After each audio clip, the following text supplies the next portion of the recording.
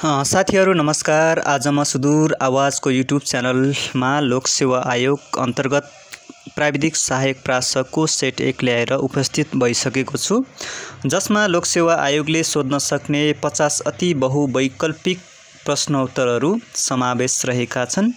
साथीहरू, तपाईँ यो च्यानलमा नयाँ हुनुहुन्छ भने हामीलाई सब्स्क्राइब गर्न नबिर्सनु है।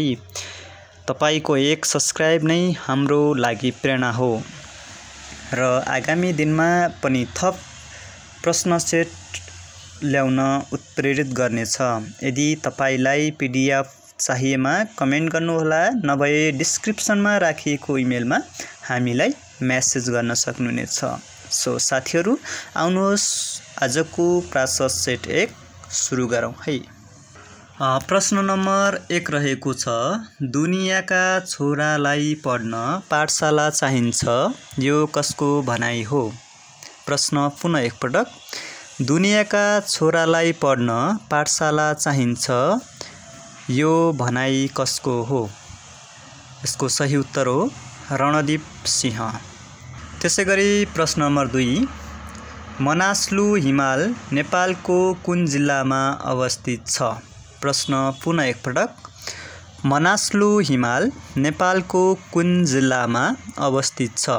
यसको सही उत्तर हो गोर्खा जिल्ला। गोर्खा जिल्लामा मनासलु हिमाल रहेको छ। त्यसैगरी प्रश्न नम्बर 3 रहेको छ, प्राथमिक शिक्षालाई सर्वव्यापी बनाउने घोषणा कसले गरेका थिए? प्रश्न पुनः एकपटक, प्राथमिक शिक्षालाई सर्वव्यापी बनाउने घोषणा कसले गरेका थिए? यसको सही उत्तर हो देव शमशेर। देव शमशेरले प्राथमिक शिक्षालाई सर्वव्यापी बनाउने घोषणा गरेका थिए। त्यसैगरी प्रश्न नम्बर 4 रहेको छ, पशुपतिमा पित्तलको बसाहा मूर्ति स्थापना गर्ने व्यक्ति को हुन्? प्रश्न पुनः एकपटक, पशुपतिमा पित्तलको बसाहा मूर्ति स्थापना गर्ने व्यक्ति को हुन्? यसको सही उत्तर हो जगतजंग राणा। जगतजंग राणाले पशुपतिमा पित्तलको बसाहा मूर्ति स्थापना गरेका थिए। त्यसैगरी प्रश्न नम्बर 5 रहेको छ, नेपालमा कहिलेदेखि महाशिवरात्रिको दिन सैनिक दिवस मनाउन थालिएको हो? प्रश्न पुनः एकपटक, नेपालमा कहिलेदेखि महाशिवरात्रिको दिन सैनिक दिवस मनाउन थालिएको हो? यसको सही उत्तर हो विक्रम सम्वत 2047 साल। 2047 सालदेखि नेपालमा महाशिवरात्रिको दिन सैनिक दिवस मनाउन थालिएको हो।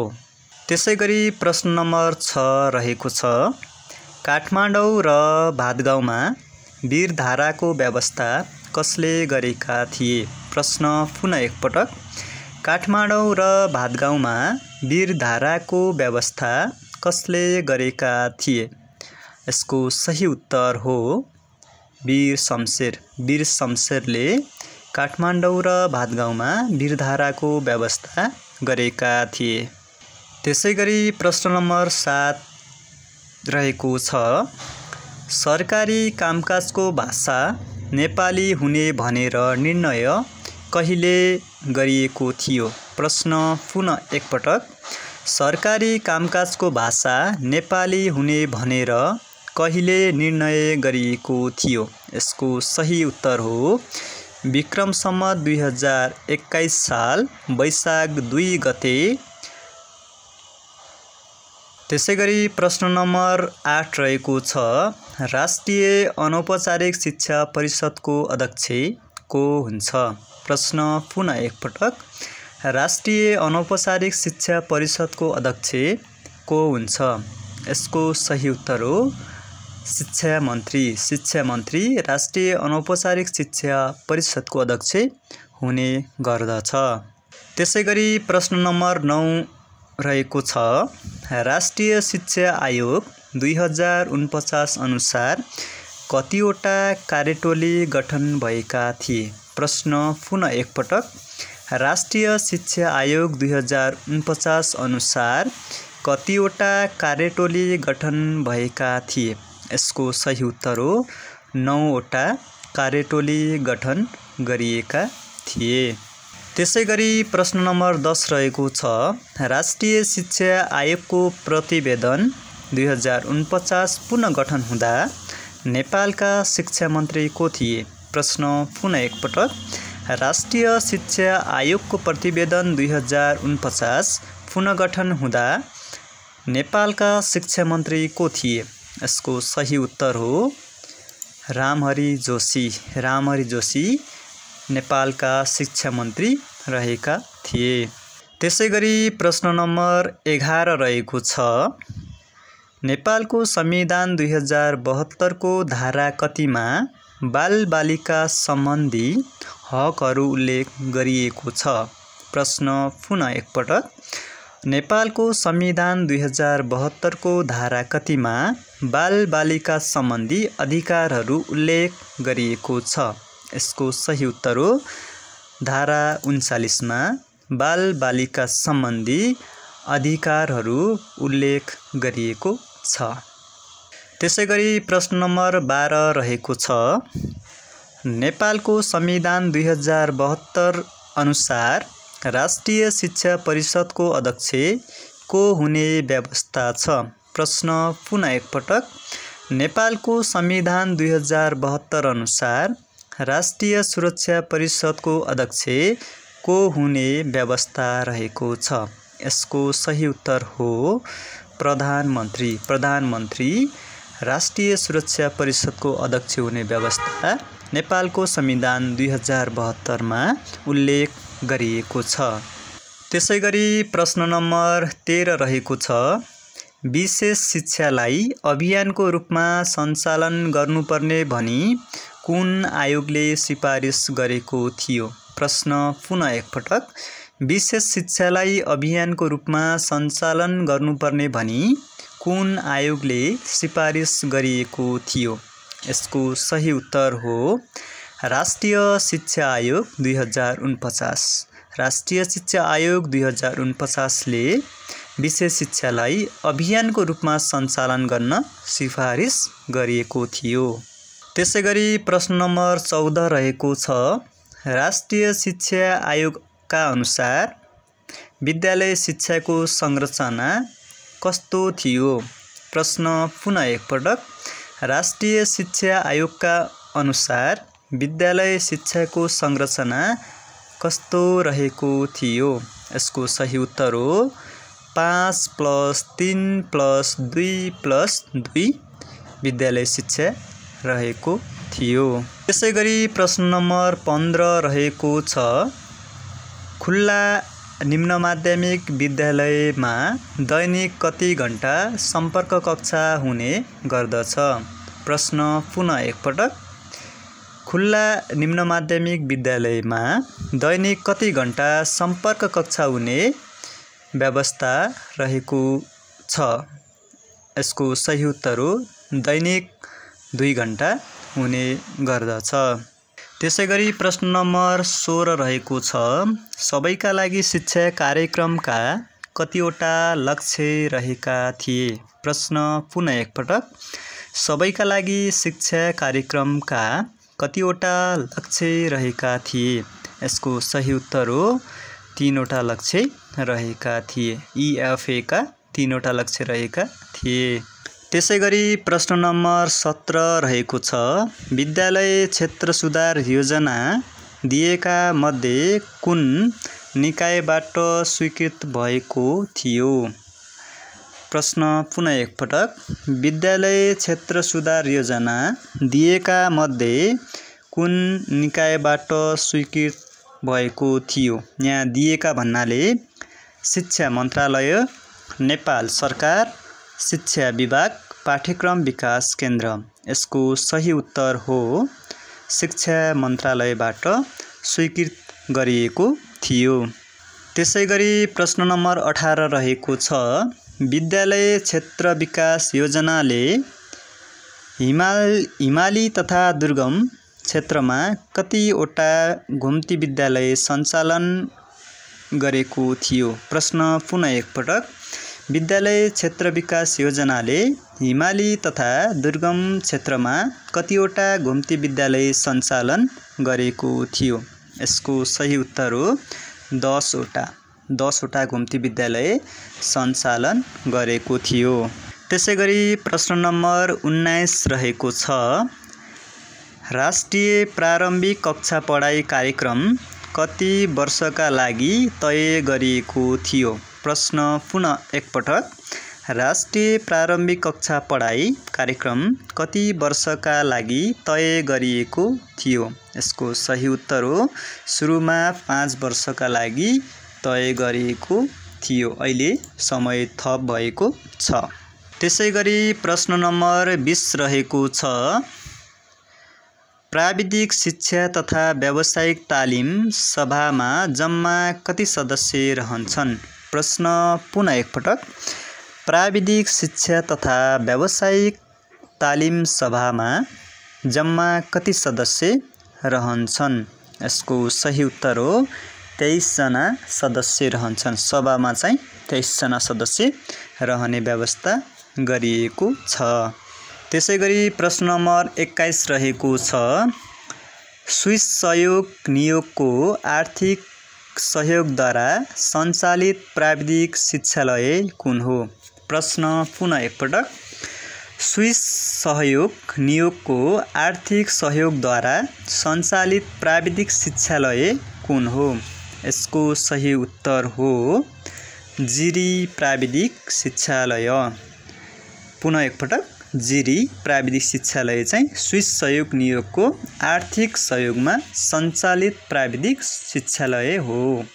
त्यसैगरी प्रश्न नम्बर 22 रहेको छ, नेपालमा विशेष शिक्षाको सुरुवात कहिलेदेखि भएको हो? प्रश्न पुनः एकपटक, नेपालमा विशेष शिक्षाको सुरुवात कहिलेदेखि भएको हो? यसको सही उत्तर हो विक्रम सम्वत 2021 देखि नेपालमा विशेष शिक्षाको सुरुवात भएको हो। त्यसैगरी प्रश्न नम्बर 23 रहेको छ, कुन आवधिक योजनाले 15 देखि 24 वर्ष उमेर समूहका 95% लाई साक्षर बनाउने लक्ष्य लिएको थियो? प्रश्न पुनः एकपटक, कुन आवधिक योजनाले 15 देखि 24 वर्ष उमेर समूहका 95% लाई साक्षर बनाउने लक्ष्य लिएको थियो? यसको सही उत्तर हो 13औं आवधिक योजनाले। त्यसैगरी प्रश्न नम्बर 24 रहेको छ, साक्षरताका 3Rs अन्तर्गत तलको कुन पर्दैन? प्रश्न पुनः एकपटक, साक्षरताका 3Rs अन्तर्गत तलको कुन पर्दैन? तलको भन्नाले राइट, एरिथमेटिक, रिडिङ, राइटिङ। यहाँ राइट पर्दैन। त्यसैगरी प्रश्न नम्बर 25 रहेको छ, प्रत्येक वर्ष कहिले अन्तर्राष्ट्रिय अपाङ्ग दिवस मनाइन्छ? प्रश्न पुनः एकपटक, प्रत्येक वर्ष कहिले अन्तर्राष्ट्रिय अपाङ्ग दिवस मनाइन्छ? यसको सही उत्तर हो डिसेम्बर 3। डिसेम्बर 3 मा प्रत्येक वर्ष अन्तर्राष्ट्रिय अपाङ्ग दिवस मनाइने गरिन्छ। त्यसैगरी प्रश्न नम्बर 26 रहेको छ, कुनै संस्थाले विशेष शिक्षा सञ्चालन गर्न चाहेमा स्वीकृतिको लागि को समक्ष निवेदन दिनुपर्ने हुन्छ? प्रश्न पुनः एकपटक, कुनै संस्थाले विशेष शिक्षा सञ्चालन गर्न चाहेमा स्वीकृतिको लागि को समक्ष निवेदन दिनुपर्छ? यसको सही उत्तर हो विशेष शिक्षा परिषद। विशेष शिक्षा परिषद समक्ष निवेदन दिनुपर्ने हुन्छ। त्यसैगरी प्रश्न नम्बर 27 रहेको छ, शिक्षकले सम्पत्ति विवरण व्यवस्थित गरी राख्ने काम दिएका मध्ये कसको हो? प्रश्न पुनः एकपटक, शिक्षकको सम्पत्ति विवरण व्यवस्थित गरी राख्ने काम दिएका मध्ये कसको हो? यहाँ दिएका मध्ये भन्नाले शैक्षिक गुणस्तर परीक्षण केन्द्र, पाठ्यक्रम विकास केन्द्र, शिक्षा तथा मानव स्रोत विकास केन्द्र, विद्यालय शिक्षक किताबखाना रहेका छन्। यसमध्ये विद्यालय शिक्षक किताबखानाले शिक्षकको सम्पत्ति विवरण व्यवस्थित गरिराख्ने काम गर्दछ। त्यसैगरी प्रश्न नम्बर 28 रहेको छ, क वर्गको शिक्षा विकास तथा समन्वय इकाइमा कतिजना प्राविधिक सहायकको दरबन्दी रहन्छ? प्रश्न पुनः एकपटक, क वर्गको शिक्षा विकास तथा समन्वय इकाइमा कतिजना प्राविधिक सहायक प्रासको दरबन्दी रहन्छ? यसको सही उत्तर हो 2 जना। क वर्गको शिक्षा विकास समन्वय इकाइमा 2 जना प्राविधिक सहायक प्रासको दरबन्दी रहेको हुन्छ। त्यसैगरी अर्को प्रश्न छ, प्रश्न नम्बर 29, स्रोत केन्द्र स्तरीय सिकाइ उपलब्धि परीक्षण समितिको पदावधि कति वर्षको हुने गर्दछ? प्रश्न पुनः एकपटक, स्रोत केन्द्र स्तरीय सिकाइ उपलब्धि परीक्षण समितिको पदावधि कति वर्षको हुने गर्दछ? यसको सही उत्तर हो 2 वर्ष। 2 वर्षको पदावधि हुने गर्दछ। त्यसैगरी प्रश्न नम्बर 30 रहेको छ, प्राथमिक विद्यालय खोल्न धरौटी राख्नु नपर्ने कुरा शिक्षा नियमावली 2059 को कुन संशोधनले हटाएको हो? प्रश्न पुनः एकपटक, प्राथमिक विद्यालय खोल्न धरौटी राख्न नपर्ने कुरा शिक्षा नियमावली 2059 को कुन संशोधनले हटाएको हो? यसको सही उत्तर चौथो संशोधनले हटाएको हो। त्यसैगरी प्रश्न नम्बर 31 रहेको छ, माध्यमिक शिक्षा उत्तीर्ण समितिको सचिवालयको रूपमा कसले काम गर्दछ? प्रश्न पुनः एकपटक, माध्यमिक शिक्षा उत्तीर्ण समितिको सचिवालयको रूपमा कसले काम गर्दछ? यसको सही उत्तर हो परीक्षा नियन्त्रण कार्यालय। परीक्षा नियन्त्रण कार्यालयले माध्यमिक शिक्षा उत्तीर्ण समितिको सचिवालयको रूपमा काम गर्दै आइरहेको छ। त्यसैगरी प्रश्न नम्बर 32 रहेको छ, प्राथमिक तहको शिक्षकले कति महिना बराबरको उपचार खर्च पाउने व्यवस्था शिक्षा नियमावलीमा उल्लेख छ? प्रश्न पुनः एकपटक, प्राथमिक तहको शिक्षकले कति महिना बराबरको उपचार खर्च पाउने व्यवस्था शिक्षा नियमावलीमा उल्लेख छ? यसको सही उत्तर हो 21 महिना बराबरको उपचार खर्च पाउने गर्दछ। त्यसैगरी प्रश्न नम्बर 33 रहेको छ, निजामती कर्मचारीले 3 महिना भ्रमण वा तालिम गरे बापत थप कति समय सेवा गर्नुपर्ने प्रावधान रहेको छ? प्रश्न पुनः एकपटक, निजामती कर्मचारीले 3 महिना भ्रमण वा तालिम गरे बापत थप कति समय सेवा गर्नुपर्ने प्रावधान रहेको छ? यसको सही उत्तर 1 वर्ष। 3 महिनादेखि 6 महिनासम्म तालिम वा भ्रमण गरे बापत निजामती कर्मचारीले थप 1 वर्ष सेवा गर्नुपर्ने प्रावधान रहेको छ।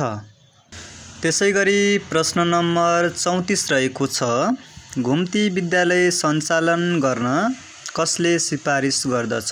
प्रश्न पुनः एकपटक, घुम्ती विद्यालय सञ्चालन गर्न कसले सिफारिस गर्दछ? यसको सही उत्तर हो जिल्ला शिक्षा समिति। जिल्ला शिक्षा समितिले चाहिँ घुम्ती विद्यालय सञ्चालन गर्नका लागि सिफारिस गर्ने काम गर्दछ। त्यसैगरी प्रश्न नम्बर 35 रहेको छ, निजामती सेवा राजपत्र अनङ्कितमा जम्मा कति श्रेणी हुन्छन्? प्रश्न पुनः एकपटक, निजामती सेवा राजपत्र अनङ्कितमा जम्मा कति श्रेणी हुन्छन्? यसको सही उत्तर हो 5 श्रेणी हुन्छन्। जम्मा 5वटा श्रेणी रहेका हुन्छन् निजामती सेवाको राजपत्र अनङ्कितमा। त्यसैगरी प्रश्न नम्बर 36 रहेको छ, निजामती सेवा अनुसार 1 देखि 2 वर्ष तालिम लिए बापत थप कति समय सेवा गर्नुपर्ने कानुनी प्रावधान रहेको छ? प्रश्न पुनः एकपटक, निजामती सेवा अनुसार 1 वर्षदेखि 2 वर्ष तालिम लिए बापत थप कति समय सेवा गर्नुपर्ने कानुनी प्रावधान रहेको छ? यसको सही उत्तर हो 4 वर्ष थप सेवा गर्नुपर्ने हुन्छ निजामती कर्मचारीले 1 वर्षदेखि 2 वर्षसम्म तालिम वा भ्रमण गरे बापत। त्यसैगरी प्रश्न नम्बर 37 रहेको छ 2068 सालको जनगणना अनुसार नेपालको महिला साक्षरता कति प्रतिशत रहेको छ? प्रश्न पुनः एकपटक 2068 सालको जनगणना अनुसार नेपालको महिला साक्षरता प्रतिशत कति रहेको छ? यसको सही उत्तर हो 57.4% रहेको छ। त्यसैगरी प्रश्न नम्बर 38 रहेको छ खुद भर्ना दरले केलाई सङ्केत गर्दछ? प्रश्न पुनः एकपटक खुद भर्ना दरले केलाई सङ्केत गर्दछ? यसको सही उत्तर हो निश्चित उमेर समूहको भर्ना दर। जब निश्चित उमेर समूहको भर्ना दर देखाउँछ त्यो भनेको के हो? खुद भर्ना दरले त्यसलाई नै सङ्केत गर्ने काम गर्दछ।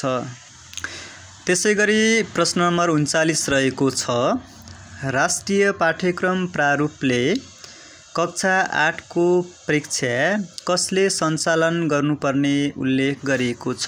प्रश्न पुनः एकपटक राष्ट्रिय पाठ्यक्रम प्रारूपले कक्षा 8 को परीक्षा कसले सञ्चालन गर्नुपर्ने उल्लेख गरेको छ? यसको सही उत्तर स्थानीय तहले। त्यसैगरी प्रश्न नम्बर 40 स्थानीय पाठ्यक्रम प्रारूप कहिले स्वीकृत भएको थियो? प्रश्न पुनः एकपटक स्थानीय पाठ्यक्रम प्रारूप कहिले स्वीकृत भएको थियो? यसको सही उत्तर हो विक्रम सम्वत 2071 असार 30 गते स्वीकृत भएको थियो। त्यसैगरी प्रश्न नम्बर 41 रहेको छ पाठ्यक्रम भनेको पाठ्यसूचीहरूको एउटा सङ्गठित योजना र क्रियाकलापहरूको प्राप्ति प्रयोग हुन गरिने उद्देश्यहरू र सिकारुका अनुभवहरू हुन्। यो भनाइ कसको हो? प्रश्न पुनः एकपटक पाठ्यक्रम भनेको पाठ्यसूचीहरूको एउटा सङ्गठित योजना र क्रियाकलापहरूको प्राप्तिको योग हो वा गरिने उद्देश्य वा सिकारु अनुभव हुन्। यो कसको भनाइ हो? यसको सही उत्तर अरविन्दाको भनाइ हो। त्यसैगरी प्रश्न नम्बर 42 रहेको छ एउटै कक्षाका प्रश्नहरू बीचमा आन्तरिक एकरूपता सूचकका आधारमा विश्वसनीयता पत्ता लगाउन कुन विधि प्रयोग गरिन्छ? प्रश्न पुनः एकपटक एउटै परीक्षाका प्रश्नहरू बीचमा आन्तरिक एकरूपता सूचकका आधारमा विश्वसनीयता पत्ता लगाउन कुन विधि प्रयोग गरिन्छ? यसको सही उत्तर हो कुडर रिचर्डसन विधिको प्रयोग गर्ने गरिन्छ। त्यसैगरी प्रश्न नम्बर 43 रहेको छ कक्षा 6-7 मा निरन्तर विद्यार्थी मूल्याङ्कनका आधारहरू कतिवटा रहेका छन्? प्रश्न पुनः एकपटक कक्षा 6-7 मा निरन्तर विद्यार्थी मूल्याङ्कनका आधारहरू कतिवटा रहेका छन्? यसको सही उत्तर 7 वटा थप पनि हुन सक्ने भनिएको छ। जम्मा अहिलेलाई 7 वटा रहेका छन्। त्यसैगरी प्रश्न नम्बर 44 रहेको छ तल दिएका मध्ये विद्यार्थीको उपलब्धि पत्ता लगाउने साधन कुन हो? प्रश्न पुनः एकपटक तल दिएका मध्ये विद्यार्थीको उपलब्धि पत्ता लगाउने साधन कुन हो? दिएका मध्ये भन्नाले यहाँ विषयगत परीक्षा, गृह कार्य, कक्षा कार्य माथिका सबै 4 वटा रहेका छन्। यसको सही उत्तर हो माथिका सबै। त्यसैगरी प्रश्न नम्बर 46 रहेको छ प्रश्न नम्बर 45 रहेको छ नेतृत्वशिप विद्यालय निरीक्षणको कस्तो प्रकारको गुण हो? प्रश्न पुनः एकपटक नेतृत्वशिप विद्यालय निरीक्षणको कस्तो प्रकारको गुण हो? यसको सही उत्तर हो पेशागत गुण। नेतृत्वशील भनेको पेशागत गुण हो विद्यालय निरीक्षणको। त्यसैगरी प्रश्न नम्बर 46 रहेको छ, शिक्षाको व्यवस्थापन र निरीक्षणलाई एकै सिक्काका दुई पाटाका रूपमा कुन आयोगले लिएको थियो? प्रश्न पुनः एकपटक, शिक्षाको व्यवस्थापन र निरीक्षणलाई एकै सिक्काका दुई पाटाका रूपमा कुन आयोगले लिएको थियो? यसको सही उत्तर हो नेपालमा राष्ट्रिय शिक्षा आयोग अथवा नेपाल राष्ट्रिय शिक्षा योजना आयोग 2011 हो। त्यसैगरी प्रश्न नम्बर 47 रहेको छ, निरीक्षण एकाइ परियोजना पहिलो पटक कति जिल्लामा लागू भएको थियो? प्रश्न पुनः एकपटक, निरीक्षण एकाइ परियोजना पहिलो पटक कति जिल्लामा लागू भएको थियो? यसको सही उत्तर 5 जिल्लामा, परीक्षण भएका 5 जिल्लामा चाहिँ लागू गरिएको थियो। त्यसैगरी प्रश्न नम्बर 48 रहेको छ, नेपालमा शिक्षक तालिमको औपचारिक सुरुवात कहिलेदेखि भएको हो? प्रश्न पुनः एकपटक, नेपालमा शिक्षक तालिमको औपचारिक सुरुवात कहिलेदेखि भएको हो? यसको सही उत्तर विक्रम सम्वत 2004 जेठ 10 गतेदेखि औपचारिक रूपमा नेपालमा शिक्षक तालिमको सुरुवात भएको थियो। त्यसैगरी प्रश्न नम्बर 49 रहेको छ,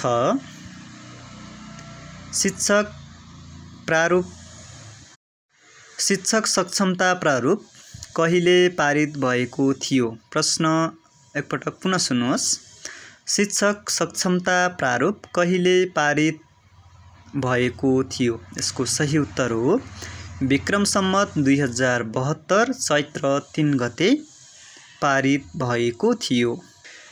त्यसैगरी प्रश्न नम्बर 50 अन्तिम प्रश्न रहेको छ, समूह शिक्षणका प्रतिपादक को हुन्? प्रश्न पुनः एकपटक, समूह शिक्षणका प्रतिपादक को हुन्? यसको सही उत्तर हो जोन डिबे। जोन डिबेले समूह शिक्षणको प्रतिपादन गरेका थिए। साथीहरू, आजको भिडियो कस्तो लाग्यो? जस्तो लाग्यो त्यस्तै प्रतिक्रिया दिन नभन्नुहोला। साथै भिडियो राम्रो लागेमा तपाईका साथीभाइलाई पनि सेयर गर्न नभुल्नुहोला है। तपाईको शैक्षिक गन्तव्यमा यो भिडियोले थप इँटा थप्ने अपेक्षा मैले लिएको छु। आजलाई यो प्रश्नको सेटसँगै हाम्रो सम्पूर्ण युनिटलाई बिदा दिनुहोस्। हवस् त, नमस्कार। तपाईको दिन शुभ रहोस्। धन्यवाद।